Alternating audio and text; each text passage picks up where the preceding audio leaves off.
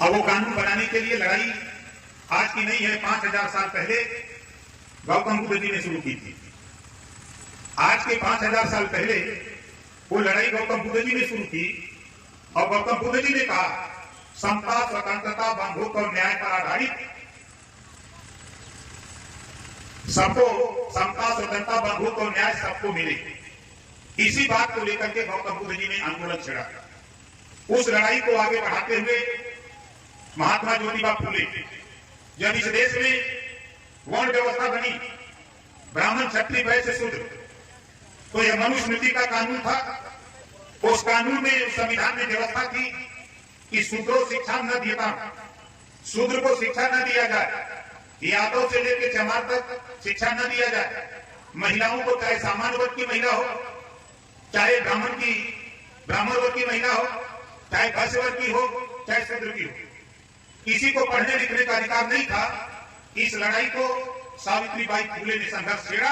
आज हमारे देश की सर्वोच्च कुर्सी पर महामहिम राष्ट्रपति महोदया द्रौपदी मुर्मू जी बैठी हैं, तो ये महात्मा ज्योतिबा फूले, सावित्रीबाई फूले के संघर्षों की देन। उसी लड़ाई को आगे बढ़ाते हुए महाराज जब इस देश में छुआछूत चरम पे था, ऊंच नीच नफरत थी, तो छत्रपति साहू जी महाराज ने अपने राज्य में एक दलित के बेटा से चाय की दुकान खुलवाया, खुद पैसा दिया। चाय की दुकान खुलवा करके कोई चाय पीने नहीं जाता था, इतना छुआछूत था। तो राजा कोट, छत्रपति साहू जी महाराज खुद उस दुकान पे जाकर के चाय पीते थे और जब देखा कि इससे भी छुआछूत खत्म नहीं, तो देश में सबसे पहले 50% आरक्षण अगर किसी राजा ने दिया तो छत्रपति साहू जी महाराज ने अपने राज्य कोल्हापुर में दिया। उसी बात को आगे बढ़ाते हुए हमारे तमाम महापुरुषों ने संघर्ष किया। उसी बीच बाबा साहब डॉक्टर अम्बेडकर जी पैदा होते हैं। बाबा साहब डॉक्टर अम्बेडकर जी ने मौका मिला देश के संविधान लिखने का, कमेटी बनी, समिति बनी, तमाम लोग तितर बितर हो गए, लेकिन मौका मिला बाबा साहब डॉक्टर अम्बेडकर जी को सारे लड़ाई को समायोजित करते हुए वही गौतम बुद्ध जी, महात्मा ज्योतिबा फूले, सावित्रीबाई फूले, छत्रपति साहू जी महाराज के विचारों को समायोजित करते हुए उन्होंने भी समता, स्वतंत्रता, बंधुत्व पर आधारित भारतीय संविधान दिया। बाबा साहब डॉक्टर अम्बेडकर ने वो भारतीय संविधान दिया जिसमें न छुआछूत, न ऊंच नीच, न नफरत। बाबा साहब ने लिखा सबको बराबर का अधिकार होगा, पढ़ने लिखने का अधिकार, रोजगार का अधिकार, नौकरी का अधिकार, एक समान दिया। उदाहरण मैं आपको बता रहा हूं, आप बताओ आज के तारीख पर किसी चाय की दुकान पर छुआछूत है का? बोलो है? चाय की दुकान पर जाओ तो चाय वाला पूछता है कि भैया चालू चाय लोगे कि स्पेशल? वो जाति नहीं पूछता है। आप किसी होटल में चले जाओ रात ठहरने के लिए, तो होटल वाला जाति नहीं पूछता है, एसी या नॉन एसी कमरा पूछता है कि आप ठंडा वाला खा लोगे कि गर्म वाला? होटल वाला पूछता है। इसी बात को बाबा साहब डॉक्टर अम्बेडकर जी ने हमको, आपको वो पावर दिया, वो अधिकार दिया कि आज देश के सारे नेता आपके दरवाजे माथा टेकते हैं। बोलो टेकते हैं नहीं टेकते? आपने अपने जो पावर है वोट का, इस वोट के पावर के दम पर आपने जो मांगा नेता वो दिया, आपने जो मांगा नेता वो दिया। अभी हम हमारे साथी नेताओं से कहते थे कि दारू दे दो, बोलो देते हैं कि नहीं देता? बोल रहे हैं वोट के बदले आपने दारू मांगा, वोट के बदले आपने मुर्गा मांगा। नेता ने दारू भी दिया और मुर्गा भी दिया, और दारू पिला के, मुर्गा पिला के 5 साल मुर्गा बना के घुमाते हैं, फिर भी समझ में नहीं आता। अभी हमारे साथी ने पत्र दिया कि हमारे यहाँ पुल नहीं बन रहा है। कभी आपने पुल के लिए वोट दिया है? कहा कभी आपने अपने रोजगार के लिए वोट दिया है? कभी नौकरी के लिए वोट दिया है? कभी अपनी सड़क बनवाने के नाम पर वोट दिया है? आपको भावना में वोट देते हैं। यही तेरी दुर्गति का कारण है। ये वोट में वो पावर है। इसी वोट से देखो उत्तर प्रदेश और देश की जनता ने माना कि हमको भगवान राम का मंदिर चाहिए। इसी वोट के दम पर भगवान राम का मंदिर अयोध्या बन गया, इसी वोट के दम पर। लेकिन आपको वोट की बात समझ में नहीं आ रही। इसी बात को लेकर हम 21 साल से समझा रहे हैं, गांव गांव जाकर समझा रहे हैं। जहां भी जाता हूं, चाहे वो बंबई का इलाका हो, चाहे गुजरात हो, चाहे आपका कलकत्ता हो, चाहे दिल्ली हो, चाहे तमिलनाडु, केरल, आंध्रा हो, पूरे देश में घूम घूम करके समझा रहा हूं कि जो बात बाबा साहब डॉक्टर अम्बेडकर जी ने पहले पढ़ने पे लिखा, शिक्षित हो, संगठित हो, संघर्ष करो। ऐसा नहीं है। पढ़ाई कहां से हुई?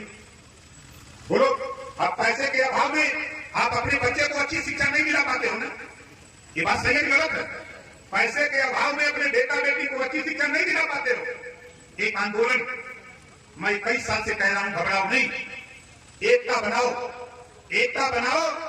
जब इस देश में एक देश एक राशन कार्ड कानून बना है, आपके महाराजगंज नौतनवा का कार्ड लेके जाएगा, बंबई में भी राशन ले सकता है। बंबई वाला अगर यहाँ के राशन ले सकता है तो फिर वन नेशन वन एजुकेशन, एक देश एक समान शिक्षा, पूरी शिक्षा समाप्त होनी चाहिए। गरीबों को फ्री शिक्षा का कानून देश में लागू होना चाहिए, इस बात का ऐलान। आप बताओ, दो तरह की शिक्षा है कि नहीं? अमीर का बेटा गवर्नमेंट में प्राइवेट में कर से कंप्यूटर, और गरीब का बेटा सरकारी स्कूल में कर से कबूतर। दो तरह की शिक्षा है। भारतीय समाज पार्टी ऐलान करती है, घबराओ नहीं। अब ओम प्रकाश राजभर देश की नब्ज को पकड़ लिया है। इसी 18 जुलाई 2023 को देश के प्रधानमंत्री जी के सामने कहा, जब एक देश एक राशन कार्ड बन सकता है, एक देश एक चुनाव की कानून बनाने की तैयारी हो सकती है, तो एक देश एक समान शिक्षा बनाने का अधिकार देश में लागू होना चाहिए। वो होना चाहिए कि नहीं होना चाहिए? कितने लोग चाहते हैं कि होना चाहिए? होना चाहिए। दूसरी चीज देखो, यहाँ कितने लोग ईमानदारी से हाथ उठाना, एक बीमारी हमने पकड़ा है। देखो, इसी बात को लेकर ओम प्रकाश राजभर 18 जुलाई 2023 को प्रधानमंत्री जी के सामने जब मुझसे उन्होंने पूछा कि ओम प्रकाश जी, आप बहुत घूमते हो, कभी बिहार, कभी बंगाल, कभी दिल्ली, कभी महाराष्ट्र, कभी गुजरात, कभी कहां चले जाते हो, यूपी तो आपका घर, आखिर में लोग क्यों आते हैं? हमने उनसे कहा कि मान्यवर, देश में आपकी सरकार ने एक टेंडर दिया स्मार्ट मीटर लगाने के लिए, जो गंगा में टमवा लगल बा, समझे थे हमें? बिजलिया का जो डबवा में तरवा लुटाई बा, ओकर टेंडर हुआ, एक ठेकेदार ने प्राप्त किया। अब उसके में चलो गांव गांव आ गए, उसको तो हो गया कि इतना स्मार्ट मीटर लगाओगे तो इतना रुपया मिलेगा। अब वो गांव पहुंचा, हमने ये बात प्रधानमंत्री जी के सामने कही कि मान्यवर, ठेकेदार का मेट गया गांव में, और गांव वालों से कहा कि भाई ये मीटर लगा लो, तो गांव वालों ने कहा कि फ्री में है। तो गांव वालों से उसमें कहा कि हाँ फ्री में है। तो गरीब जब फ्री में पा जाता टूट पड़ते है कि नहीं है? फ्री में पाना तो टूट पड़े। हमने कहा फ्री का सुन करके हर गरीब अपने मड़ई में, अपने पेड़े में, अपने द्वारे सब जगह ठोकवा लिया। कोई गरीब जो थोड़ा चला था तो पूछा कि ठेकेदार साहब बिजलियों की बिलिया फ्री रही? तो वो समय स्मार्ट मीटर लगाने के बहाने वो झूठ बोल के चला गया कि बिजलियों फ्री रही। अब गरीब सोचा कि फ्री का माल बा, बिजली फ्री आई। अब उसके बाद उसका तो काम हो गया, वो लगा के चला गया। से कहा कि मान्यवर, आज आपके पूरे देश की हालत यह है, और खासतौर से उत्तर प्रदेश की हालत है कि हर गरीब के यहाँ 20,000, 15,000, 25,000, 50,000, 1-1 लाख रुपया तक बिल गरीबों के घर पहुंच गया है। इस बिल को आपको माफ करना पड़ेगा, तब जाकर के बात बनेगी। इस बात को आप नोट करिए। आप बताओ, देश है, देश तो एक है। आप झांक के देखो दिल्ली, झांक के देखो चले जाओ पंजाब। देश में 2 प्रदेश है, संविधान एक है, 2 प्रदेश में घरेलू बिजली का बिल माफ है। तो ओम प्रकाश राजभर तो यही चाहता है कि जब पंजाब और दिल्ली में घरेलू बिजली का बिल माफ है, तो उत्तर प्रदेश में भी घरेलू बिजली का बिल माफ होना चाहिए। बताओ कितना लोग माफ कराना चाहते हो?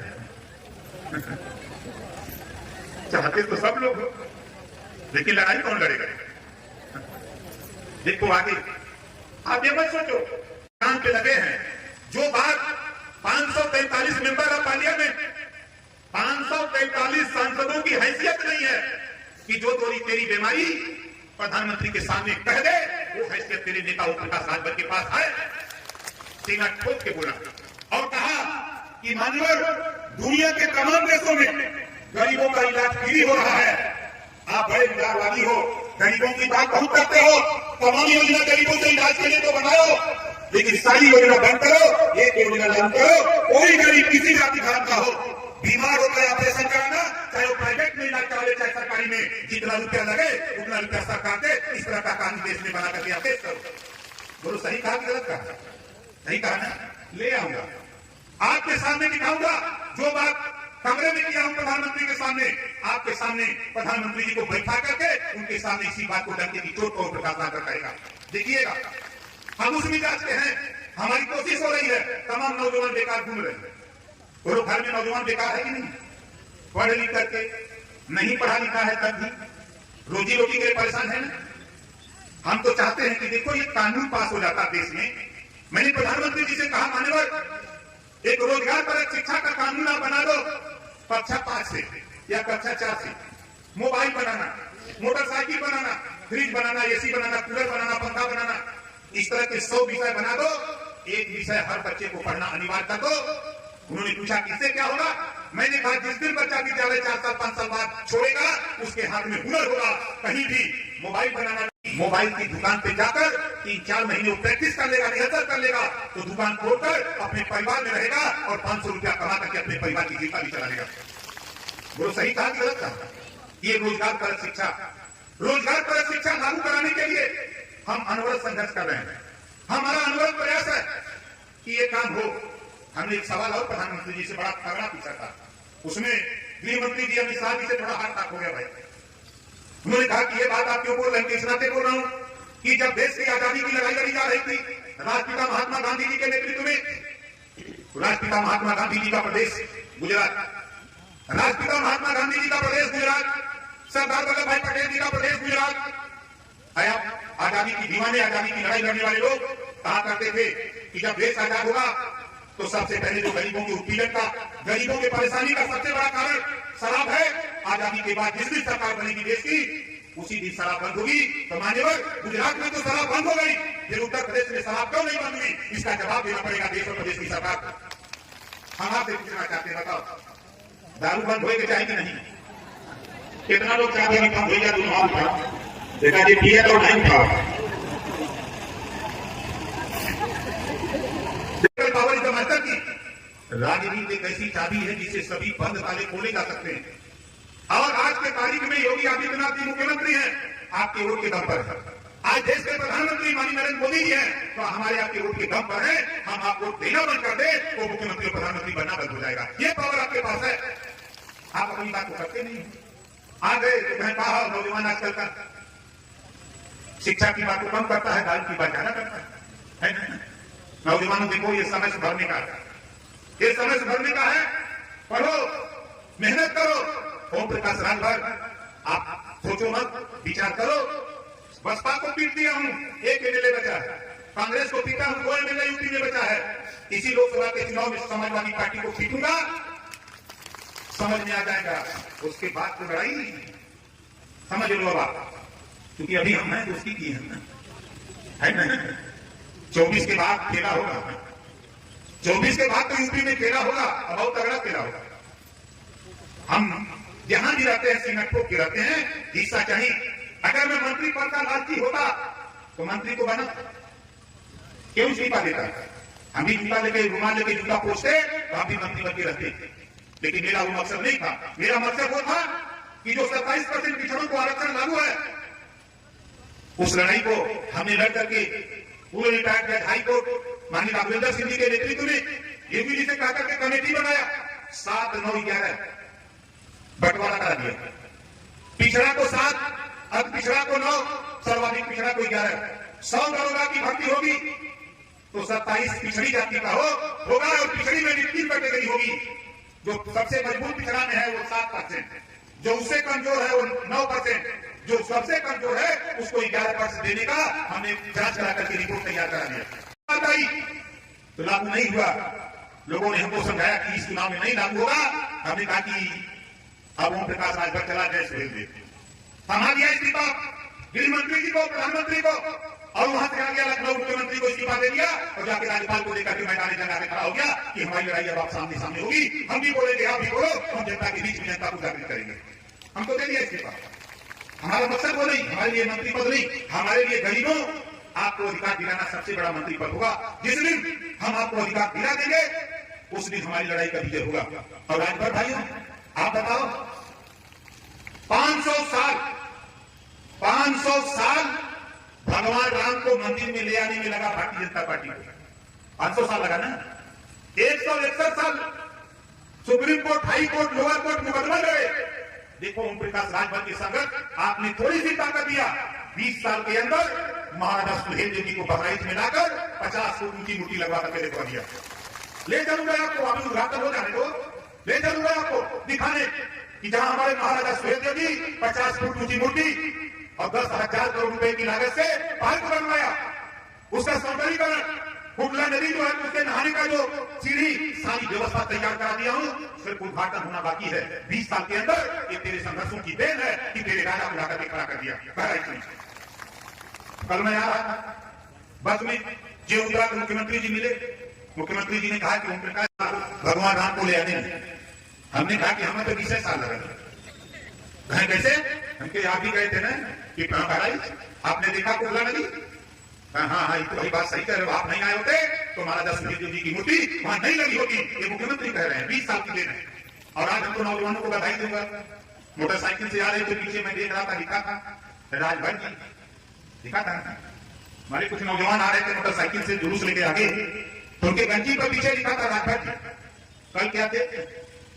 कल क्या थे? ये पार्टी की देन है साथियों कि आज जो कल तक आप अपमान की दृष्टि लेके जाते थे, आज सम्मान के साथ आप देखे जाते हो। आपको बुलाया जाता है तो सम्मान के साथ बुलाया जाता है। आप देखो टेलीविजन पे कभी नहीं आते थे, लेकिन आज चाहे राष्ट्रीय चैनल हो, चाहे प्रदेश का चैनल हो, चाहे अंतरराष्ट्रीय चैनल हो, जो आप गंजी पर पीछे लिखवाए हो राजभर जी, टीवी पर भी बोला जाता है, कहा हो राजभर जी। बोलो सही है गलत है? आप उठा के देखो, गूगल बाबा को मजबूर कर दिया अपने इतिहास के लिए, गूगल बाबा को भी मजबूर कर दिया, देश के प्रधानमंत्री को मजबूर कर दिया, देश के राष्ट्रपति को, गृहमंत्री को, मुख्यमंत्री को, सारे दल के नेताओं को मजबूर कर दिया कि अब आपको भी महाराजा सुहेलदेव जी की जय बोलना पड़ेगा, वरना हालत बिगाड़ देंगे Maharaja Suheldev. British broadcasting corporation of London, जो दुनिया की समाचार एजेंसी है, बीबीसी लंदन, वहां से प्रसारित होता है कि भारत देश में एक ऐसा महाप्रतापी राष्ट्रीय राजा राजभर महाराजा सुहेलदेव जी पैदा हुआ, जो देश में राष्ट्रीय रक्षा के लिए, राष्ट्रीय सुरक्षा के लिए विदेशी आक्रमणकारियों को निष्ठ नाबूद कर दिया। 157 साल तक कोई हाथ नहीं दिखा सका भारत पर। ऐसे ही महाराजा सुहेलदेव जी को इतिहासकारों ने इतिहास में दफना दिया था, लेकिन इतिहासकारों को पता नहीं कि ओम प्रकाश राजभर हनुमान जी का बिरादर है। अब आपको होगा कि आज कैसे बोल रहे हैं। गांव में जब छोटे छोटे बच्चे खेलते हैं, मारपीट करते हैं, तो बुजुर्ग लोग कह देते हैं जाए भाई भाई बानर है सर, वो लोग कह देते हैं ना कि भाई बानर है। अब बताओ, अहिल्या और तारा दो सगी बने, अहिल्या की शादी गौतम ऋषि से होती है, तारा की शादी बाली से। कौन सा बाप कौन सी माँ है जिसके पास दो बेटी हो? एक बेटी की शादी बानर से और एक बेटी की शादी इंसान से कोई करेगा? नल नील अंग जामन सुग्रीव बाली हनुमान, ये बानर नहीं थे, ये भार बानर।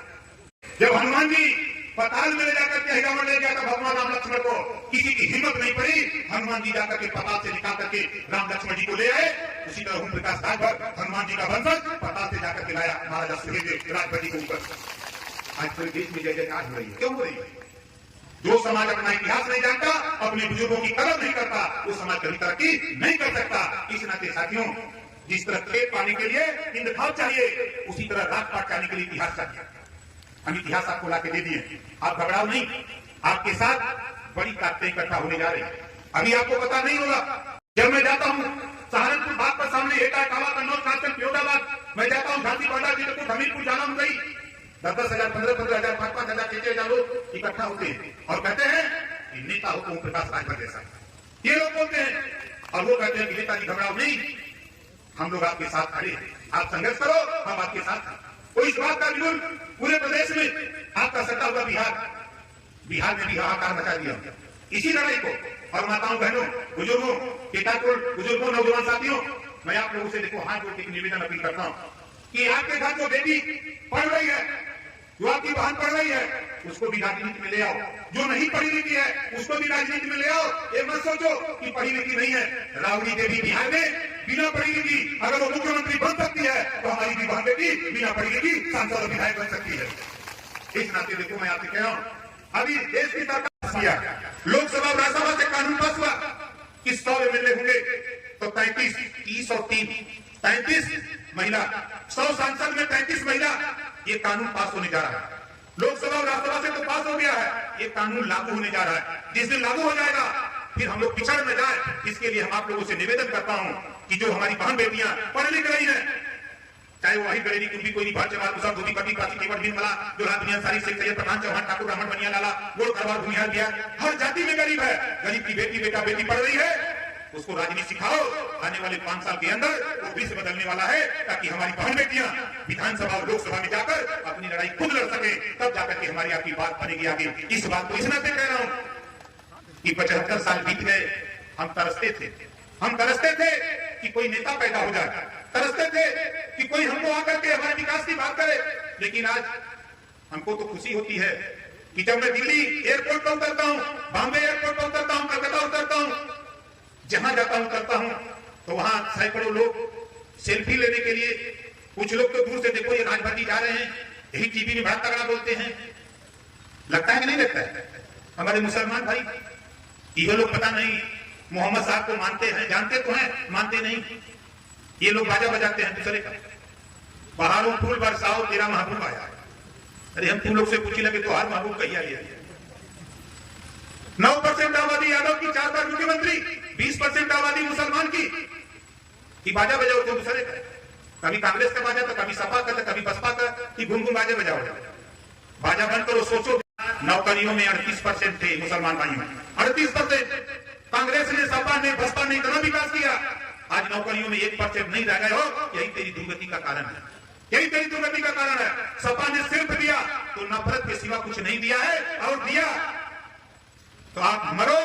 कब्रिस्तान की छड़ दिवाली खिलवा दिया, उसी में जाके गड़ो, मरो, और इसके अलावा कुछ दिया है क्या?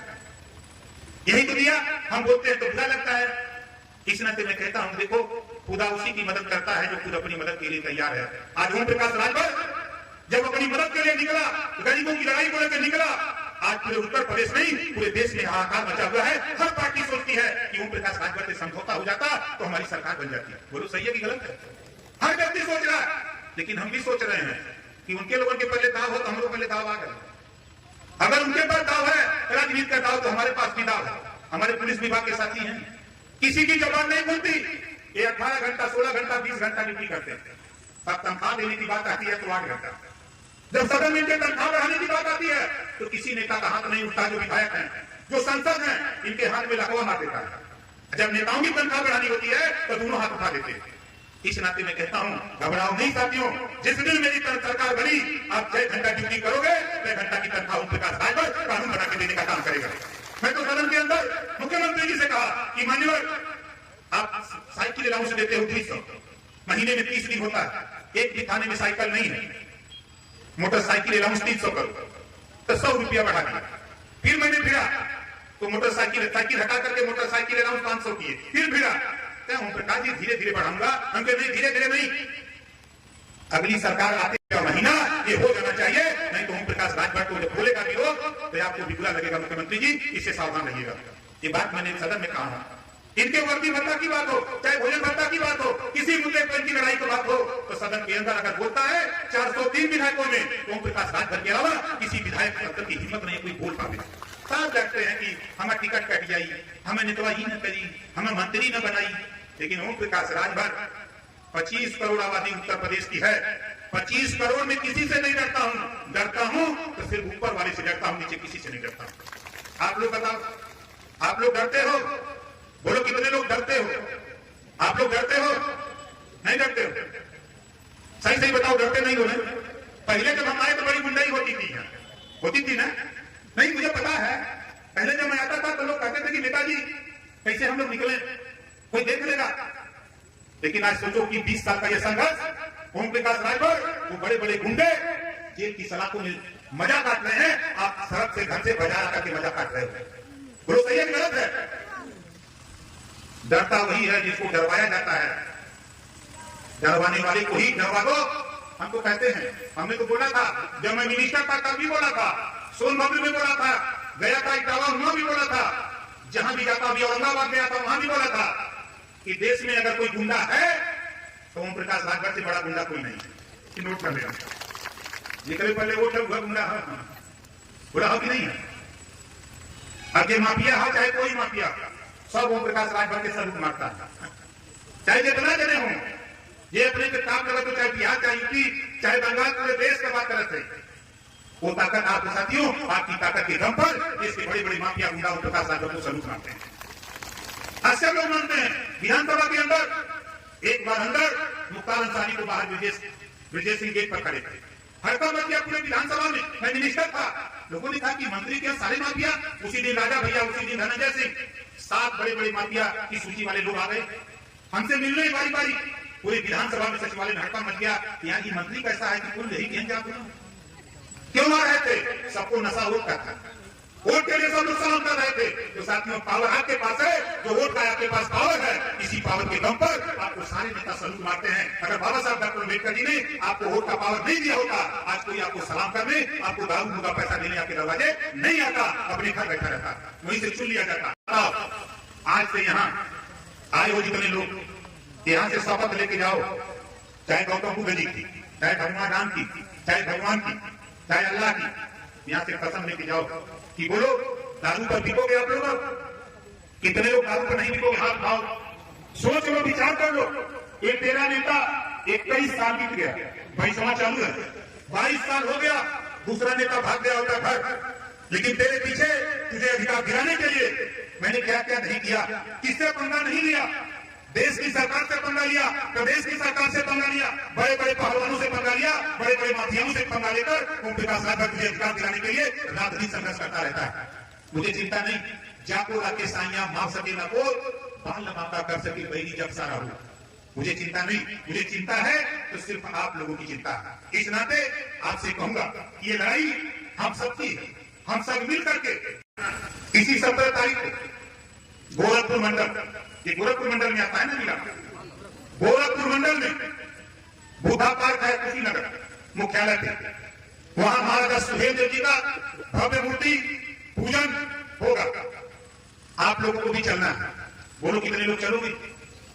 कैसे चलोगे? पैसा तो खत्म हो गया है ना? पैसा खत्म हो गया है। नहीं, सही बात है, पैसा खत्म। हमारे नेता लोग आप लोगों से आके मांग जाके यहाँ तक पहुंचाए हैं। हमारे नेता लोग, हमारे कुछ नेता लोगों के पास माल है ना? अब भाई हम भी आए हैं, मनोज नहीं कोई नहीं कोई आए, कोई बगल हो जाओ यार, मुरली जी का बैठने दो आप लोग। इनकी बिरादरी के पास बहुत रुपया है, ज्यादा नहीं, इनसे हम 100 बस ले लेंगे। बोलो कितने लोगों को बस चाहिए चलने के लिए? बस कोई दे देंगे? एक भराओगे? नहीं भराओगे? नहीं, सही बताओ, तेल भी मत भराना, जाने दो, तेल का भी जुगाड़ कर लेते हैं। बोलो तेल का भी जुगाड़ कर ले तो हमारे जिलाध्यक्ष मुरली राजभर जोरदार ताली बजा के मुरली जी का स्वागत करो। हमारे बहुत पुराने नेता हैं सीताराम। जय सुहेलदेव, जय सुहेलदेव। भारतीय समाज पार्टी जिंदाबाद, भारतीय समाज पार्टी जिंदाबाद, भारतीय समाज पार्टी जिंदाबाद। बाबा साहब अमर रहे, बाबा साहब अमर रहे, बाबा साहब अमर रहे। इसी बात के साथ